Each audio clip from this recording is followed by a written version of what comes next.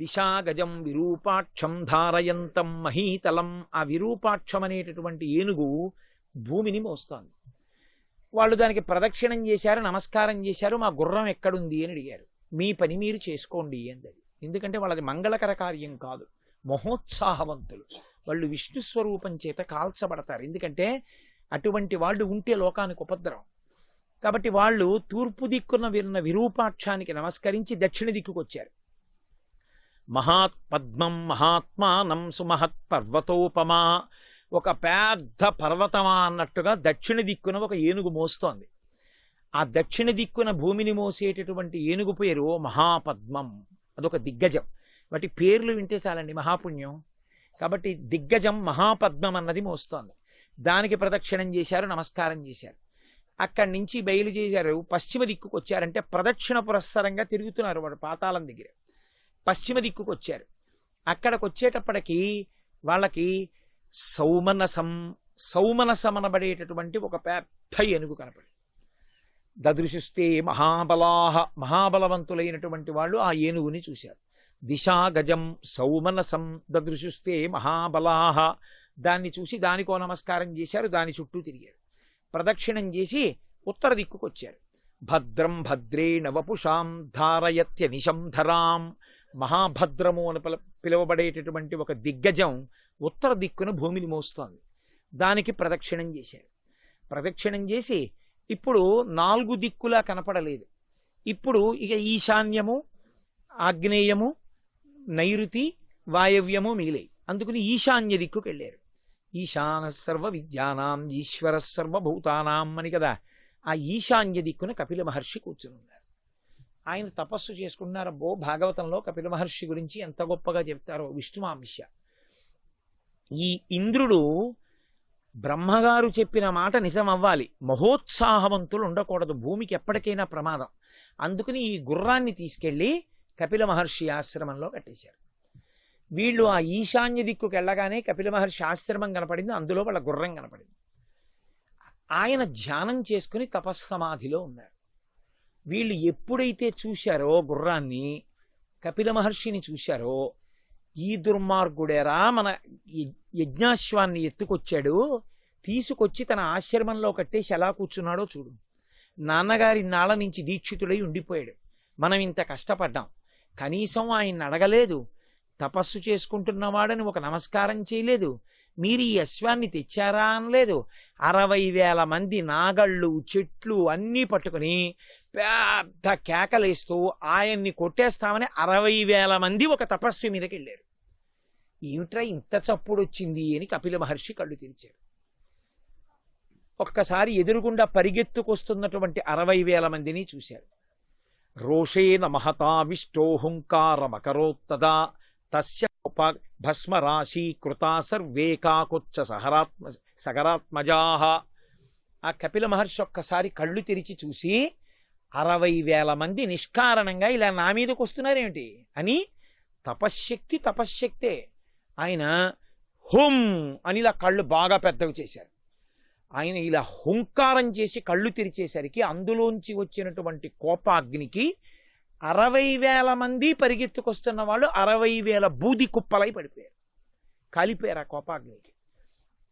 పాతాళంలో 60,000 బూది కుప్పలు పడిపోయాయి. అసలు ఏమైపోయారో సగరులు ఎవరికీ తెలియదు. చాలా కాలం అయిపోయింది. సగర చక్రవర్తి అలా ఉండిపోయాడు యజ్ఞదీక్షితుడు. ఎంతకాలమైనా తిరిగి రారు సగరులు. అసలు అశ్వం ఏమైనట్లు, ఎప్పటికి పూర్తవుతుంది యాగం?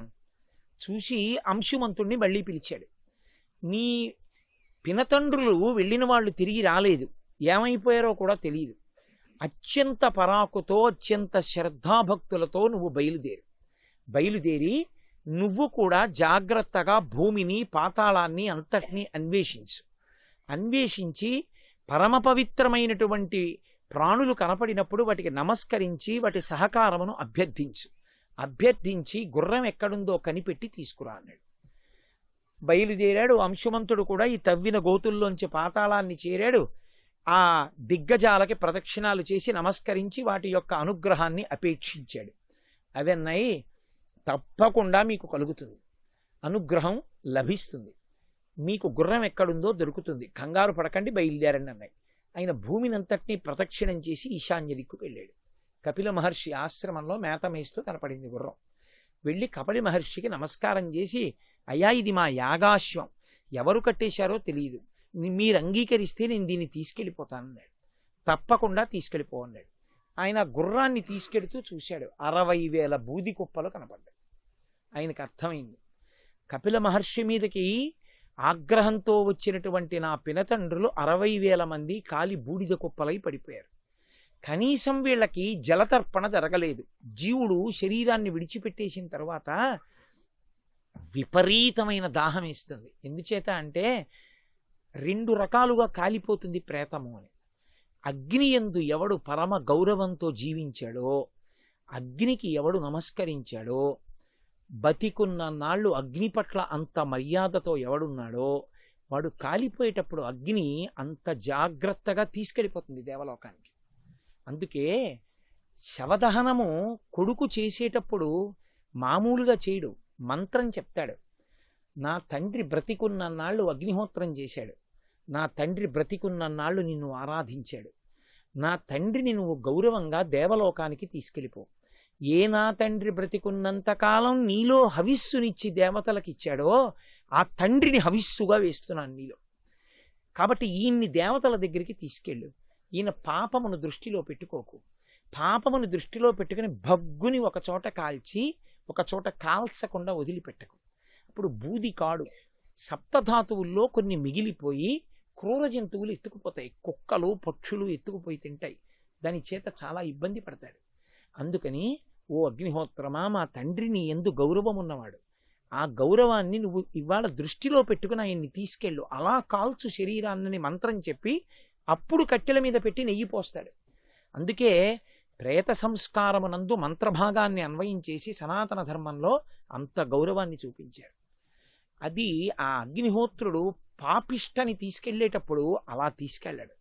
ఆయనకి అసహ్యం, కాల్చి యారి కాల్చేస్తాడంతే. అందుకే అగ్ని యందు కనీస మర్యాద పాటించాలి. అందుకే పూర్వం ఇంట్లో వంట చేస్తే స్నానం చేస్తే తప్ప అగ్నిని వెలిగించేవారు కాదు.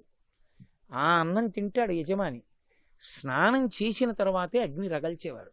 స్నానం చేసి అన్నం వండిన తర్వాత ఆయన కర్మ, ఆయన ఎందుకు అన్నం వండి పెట్టాలి? నీ ఇంటి వంట బ్రాహ్మణుడు ఆయన ఎందుకు వండడం అంటే, ఆయనకి ఒక శాసనం ఒకటి ఉంది. కవ్యం కవ్యాసినామపి పాకంచ కురుతే వహ్నిః శంకరస్య ఇవ శాసనాత్ లింగపురాణం చెప్తుంది.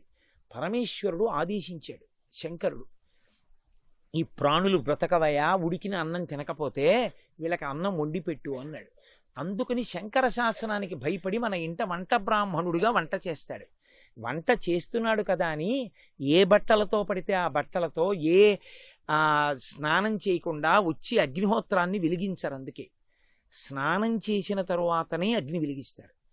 అగ్ని వెలిగించి మళ్ళీ వంట అంతా అయిపోయిన తర్వాత ఇంటి ఇల్లాలు ఆ వండిన అన్నం ఏదుందో ఆ అన్నంలో ఒక 2-3 మెతుకులు తీసి నీతి పిసర దాని మీద వేసి ఒక్క 2-3 మెతుకులు ఈ 3 వేళ్లతో పట్టుకుని దివిషద్వర్గము నీ ముఖంబున సంతృప్తింగాంచు నిన్నీషుగాస్తవముల్ అంటూ శ్లోకం చెప్పి కనీసమో నమస్కారం పెట్టి ఆ అగ్నిహోత్రం దగ్గర వేస్తుంది.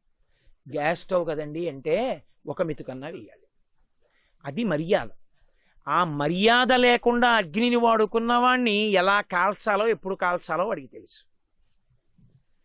అందుకని ప్రేతాన్ని కాల్చేటప్పుడు కూడా అగ్ని ప్రార్థనే చేసి అగ్నిహోత్రంలో వేస్తారు, హవిస్సుగా వేస్తాడు తండ్రిని కొడుకు. అందుకు కొడుకు ఉండాలని అడుగుతారు. కొడుకు లేడనుకోండి, ఉత్తరాధికారి ఏడి ఈ మంత్రం చెప్పడానికి? నా తండ్రి అన్న మాట వాడడానికి ఆ గోత్రంతో యజ్ఞం చేసి హవిస్సు ఇవ్వడానికి లేడు ఉత్తరాధికారి, కర్మ సంతానం లేడు. అందుకేడుస్తాడు పురుషుడు, అరే నాకు సంతానం కొడుకులు లేకపోయారే అని ఎడవడానికి కారణం అది. అంతేకాని వాడు ఇంకోటి వెలగబెడతాడని కాదు.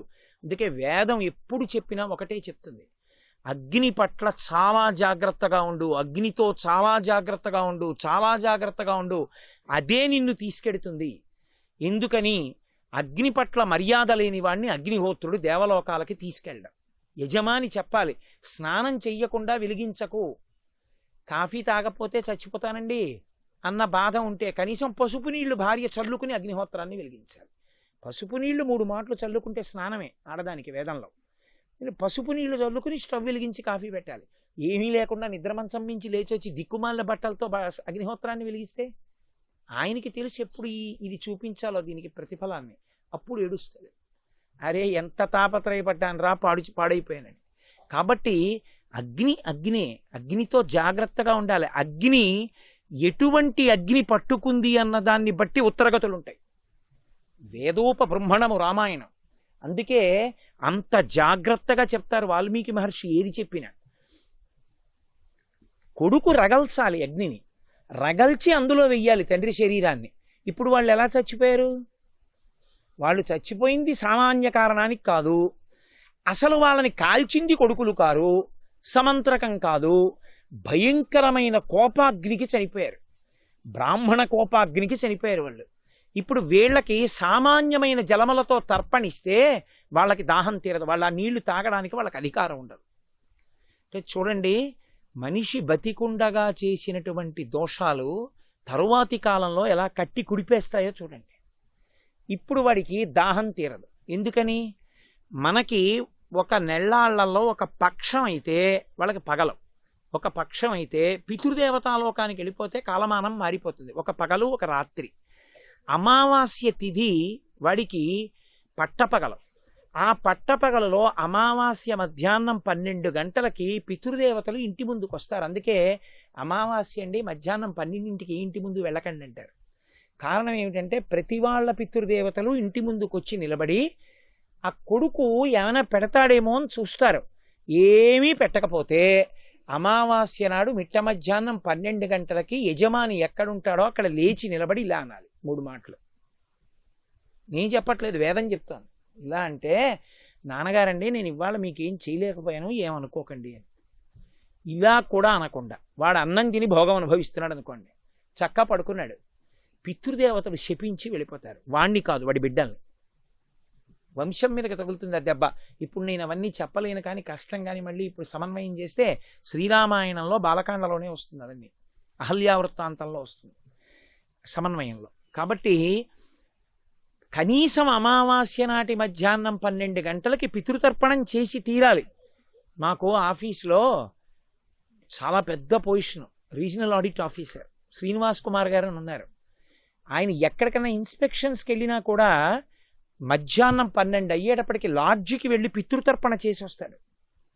ద్రవిడ దేశంలో మధ్యాహ్నం 12 అయ్యేటప్పటికి అమావాస్య నాడు ఎంత పెద్ద పెద్ద వాళ్ళు వెళ్ళిపోయి కార్లు దిగి పంచె కట్టుకుని స్నానం చేసి పితృతర్పణ విడిచిపెట్టేసి బొటనవేలు మించి వెళ్ళిపోతారు. మళ్ళీ స్నానం చేసి పితృతర్పణ చేసి తీరాలి అమావాస్య మధ్యాహ్నం 12 గంటలకి.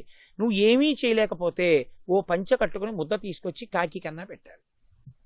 అసలు ప్రధానం ఏమిటంటే నీరు విడిచిపెట్టడం, జలతర్పణ చెయ్యాలి. వాళ్ళు దాహంతో వస్తారు ప్రధానంగా, అది కొడుకిస్తేనే తీరుతుంది, లేకపోతే తీరదది.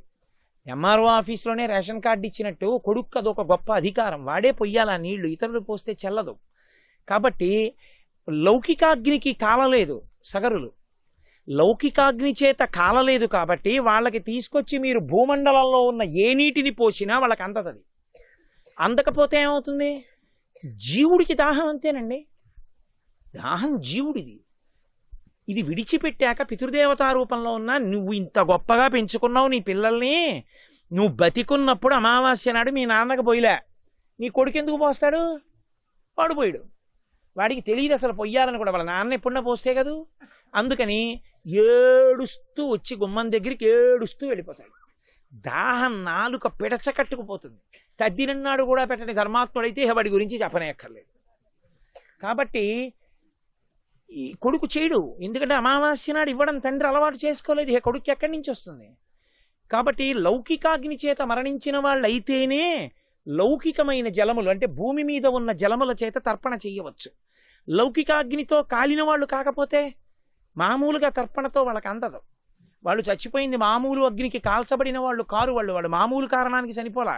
వాళ్ళు అపారమైనటువంటి క్రోధం, కపిల మహర్షి యొక్క కోపాగ్ని జ్వాలలకు మరణించారు. ఇప్పుడు వాళ్ళకి తర్పణ ఎలా ఇస్తాడు?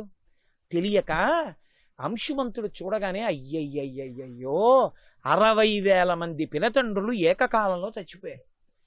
కనీసం వాళ్ళకి తర్పణ ఇవ్వాలి. మిగిలిన కొడుకు నేను ఒకడినే, వాళ్ళకి బిడ్డలు లేరు. మిగిలిన వాడెవరు? వాళ్ళకి అన్నగారు అసమంజసుడి కొడుకు అంశుమంతుడు. మా బాబాయిలు కదా, నాకెందుకని వెళ్ళిపోలేదు. అంటే పితృకార్యాన్ని ఎంత గౌరవించిందో చూడండి ఈ దేశం. కాబట్టి నేను నీళ్లు ఇవ్వాలని ముందు గుర్రాన్ని అక్కడ విడిచిపెట్టేసి పరిగెత్తి అక్కడ దగ్గరలో కనపడిన సరోవరంలో నీళ్లు తీసి బొటనవేలు మించి పోస్తున్నాడు. ఇలా వేస్తే ఈశ్వరుడికి, ఇలా పెడితే భిక్ష, ఇలా పెడితే పితృదేవతలకి.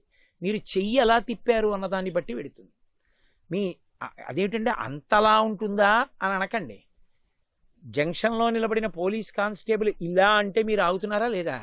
ఓ పోలీస్ కానిస్టేబుల్ చేతి గుర్తుకే అంత గొప్ప శక్తి ఉంటే మీరు పితృదేవతలకి దేవతలకి ఇచ్చేటప్పుడు ఈ చెయ్యి తిరిగితే ఎటు వెళ్తుందో అటువైపే పెడతాయి.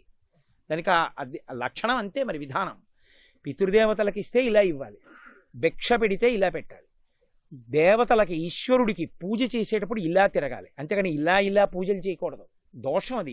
ఇలా పూజ లేనే లేదు అసలు. ఇలాగే నమః, మరి ఇంకెందుకు నమః చెప్పడం? నాది కాదు, నమః నాది కాదు అని చెప్పడానికి ఇలా తిప్పివేస్తారు. అసలు చెయ్యే తిరగకపోతే వాడు అదృష్టం, ఎప్పుడు అలవాట్లేదని గుర్తు. కాబట్టి ఇప్పుడు ఆయన గబగబా నీళ్లు తీసుకుని అంశుమంతుడు విడిచిపెడుతున్నాడు. వెంటనే అక్కడికి గరుత్మంతుడు వచ్చాడు. గరుత్మంతుడు వచ్చి, ఎందుకు రావాలి గరుత్మంతుడు? ఆయన చెల్లెలి పిల్లలేగా చనిపోయిన వాళ్ళు, మేనల్లుడు చనిపోయారు.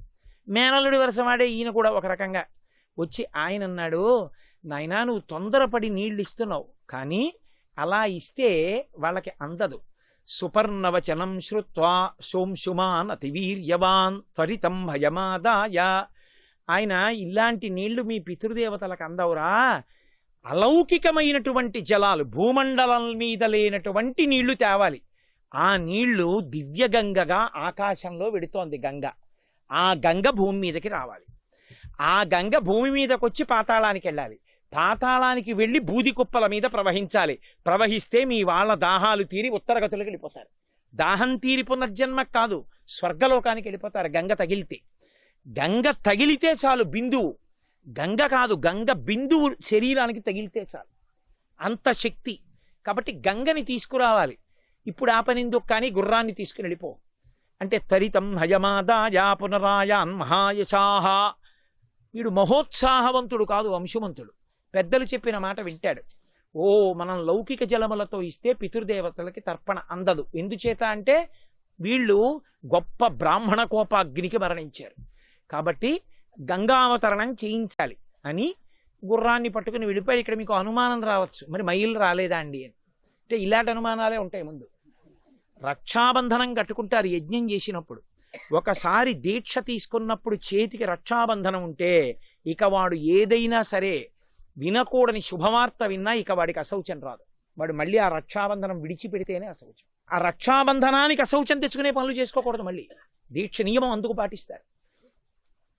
ఇప్పుడు ఆ రక్షాబంధనం ఉంది కాబట్టి యజ్ఞ దీక్షితుడు కనుక సగర చక్రవర్తికి లేదు. అంశుమంతుడు కూడా దీక్షా కంకణంతో ఉన్నాడు కనుక దీనికి నియమపాలనం వరకు ప్రధానంగా ఉండవలసింది సగర చక్రవర్తికి. ఇప్పుడు ఈ గుర్రాన్ని తీసుకుని ఇంటికి వెళ్ళిపోయాడు. సగర చక్రవర్తి విన్నాడు 60,000 మంది కొడుకులు బూది కుప్పలైపోయారని. కానీ అశౌచం లేదు, అందుకని యజ్ఞాన్ని పూర్తి చేసేసాడు. పూర్ణాహుతి అయిపోయింది, యజ్ఞం అయిపోయింది. అంతఃపురానికి వచ్చాడు, బాధపడ్డాడు. 60,000 మంది కొడుకులు ఒక్కసారి పోయారని బాధ కాదు, జాతస్య హిధ్రువో మృత్యు, వెళ్ళిపోతారు. కానీ వీళ్ళు బ్రాహ్మణ కోపాగ్నికి చచ్చిపోయారు కాబట్టి ఇప్పుడు లౌకిక జలాలతో తర్పణ లేదు. లౌకిక జలాలతో తర్పణ లేదు కాబట్టి వీళ్ళు దాహార్తితో కొట్టుకుంటూ అలా తిరుగుతూ ఉంటారు. అది చాలా భయంకరమైనటువంటి విషయం అండి. ఎందుకంటే లోకంలో కొన్ని మీరు వేదాంతర్భాగమైన విషయాలు కొన్ని వింటే ఆశ్చర్యపోతారు. ఏం చేశారన్నది కాదు, ధర్మాన్ని వదిలిపెట్టేసినటువంటిది చేసేసుకుంటూ వెళ్ళిపోయారనుకోండి. మీరు ధర్మం లేదు అందులో, చేయడం చేసాడు ఏదో. అప్పుడు ఏం చేస్తారంటే వాడిని ఎక్కడికి తీసుకొస్తారో తెలుసా అండి? వాడు మళ్ళీ పునర్జన్మ ఎత్తే వరకు వాడికి నీళ్ళు ఏవిస్తారంటే, ఎక్కడ కొడుకు శరీరంలో వెంట్రుకలు బాగా ఉంటాయో అక్కడి నుంచి పడిన నీటి చుక్కలు పట్టి తాగనిస్తారు. నేను చెప్పక్కర్లేదు ఇంకా. దేంటి భుజమూలములు సంకలలో ఉన్నటువంటి నీళ్లు అటువంటివి, ఇంకంతకన్నా ఎక్కువ వర్ణన అవసరం. అటువంటి నీళ్లు తాగిస్తారు. అందుకే ధర్మము ప్రధానం, శాస్త్రం ప్రధానం.